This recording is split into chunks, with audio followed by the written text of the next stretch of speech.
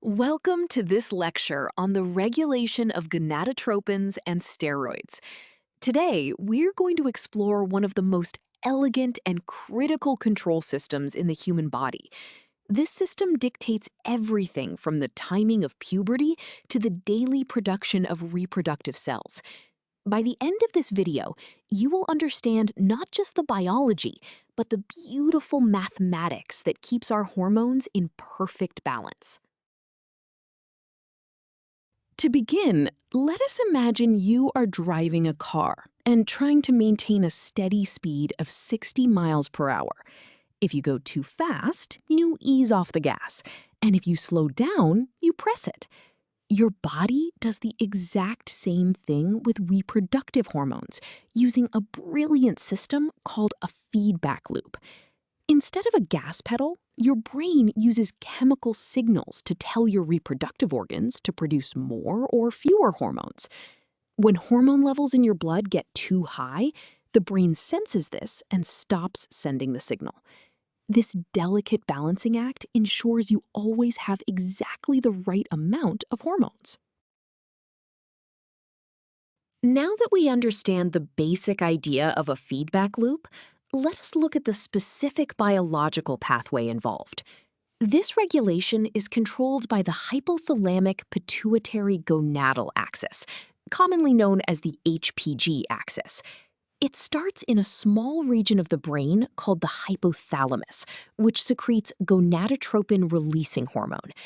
Interestingly, this is released in a rhythmic, pulsatile manner, not a steady stream.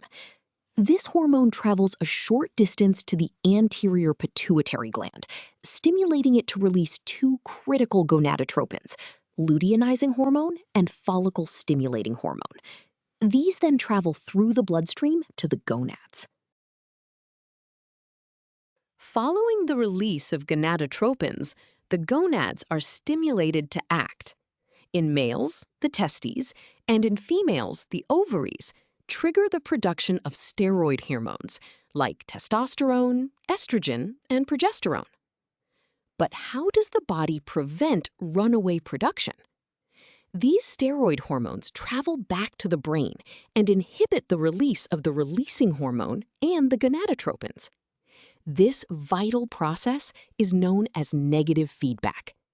When this system breaks down, it leads to severe clinical issues like infertility or polycystic ovary syndrome.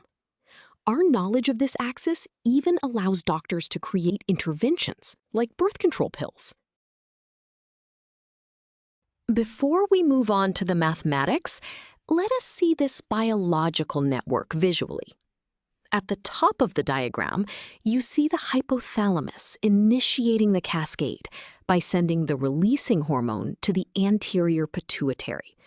The plus signs indicate positive stimulation. The pituitary then amplifies this signal by sending LH and FSH down to the gonads. Finally, the gonads produce steroids. Notice the red curved arrows looping back upwards. These represent the negative feedback mechanism. The minus signs show that the steroids are inhibiting both the pituitary and the hypothalamus, keeping their own production perfectly in check. Now that we have a clear picture of the biological axis, let us understand how hormone levels are maintained mathematically. The amount of a hormone in your blood at any given time depends on two competing factors. First, how fast your body is producing it. Second, how fast your liver and kidneys are clearing it away. We can express the rate of change of the hormone concentration using a simple differential equation. This equation acts as a mathematical scale, constantly balancing the input and output of hormones in your circulatory system. This concept leads us directly to our first formula. The term dC by dt represents the rate of change of the hormone concentration in the blood over time. The variable P stands for the production rate, which is how much new hormone is being pumped into the bloodstream. The variable K is the clearance rate constant, representing the fraction removed per unit of time, and C is the current concentration. The formula simply says that the change in hormone levels equals the amount being added minus the amount being removed. If production increases, concentration rises, which in turn increases the removal rate until they balance. Let us see this formula in action with a concrete example. Imagine a healthy adult male producing testosterone at a constant rate of 6,000 nanograms per deciliter per day. His clearance rate constant is 10 per day. We want to find his steady state concentration. Steady state means the hormone level is perfectly stable, so the rate of change is exactly 0. We substitute 0, our production rate, and our clearance rate into the equation.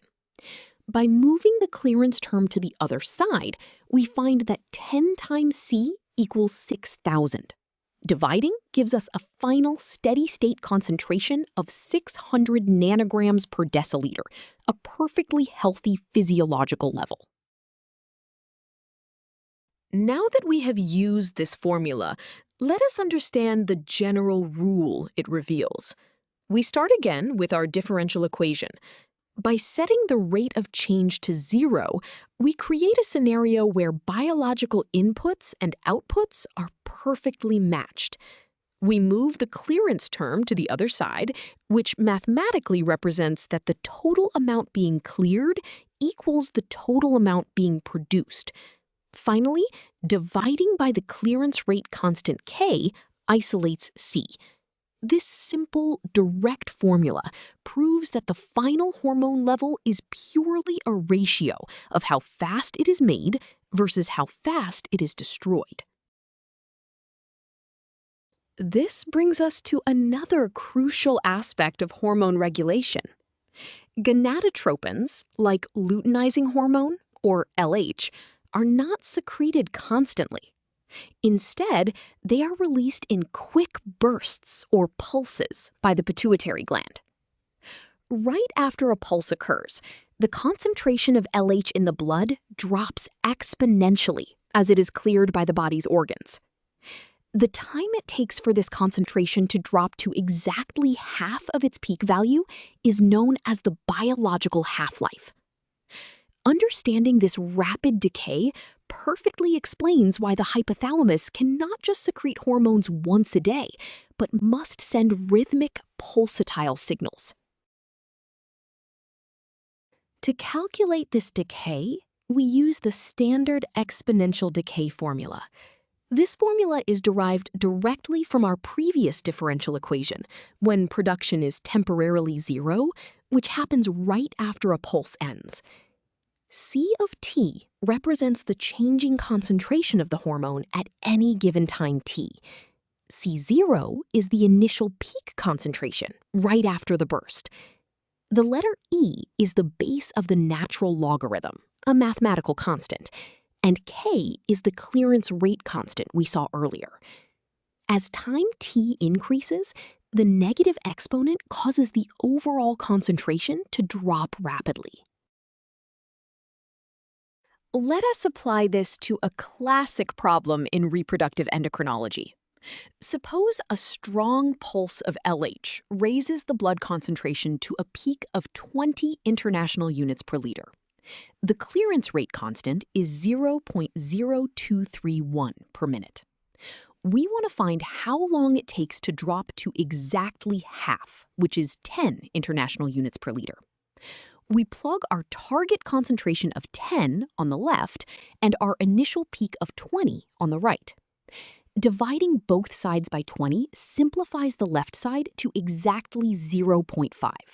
This decimal makes perfect intuitive sense because we are looking for the time it takes to reach exactly 50% of the original concentration. To solve for time, we must get the variable t out of the exponent. We do this by taking the natural logarithm, denoted as ln, of both sides of the equation. Because the natural logarithm is the inverse function of the exponential function, taking the natural log of e simply returns the exponent by itself. This crucial mathematical step brings our time variable down to the main line. We then evaluate the natural logarithm of 0.5, which gives approximately negative 0.693. This specific number is a standard mathematical constant that always appears when calculating half-lives in biology or physics. Now for the final step of our derivation. We divide both sides of the equation by the negative clearance constant, which is negative 0.0231. Notice that we have a negative number on both the top and the bottom of our fraction. These negative signs perfectly cancel each other out, ensuring our resulting time is a positive number, which is required since biological time must always move forward. The final calculation reveals that t equals 30 minutes.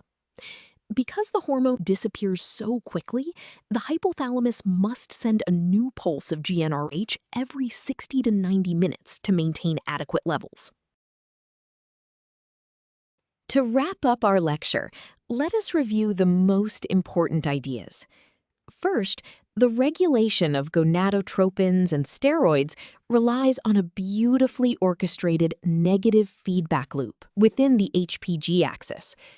Second, we learned that hormone concentration is a constant mathematical balance between production and clearance, reaching a steady state when the two are equal.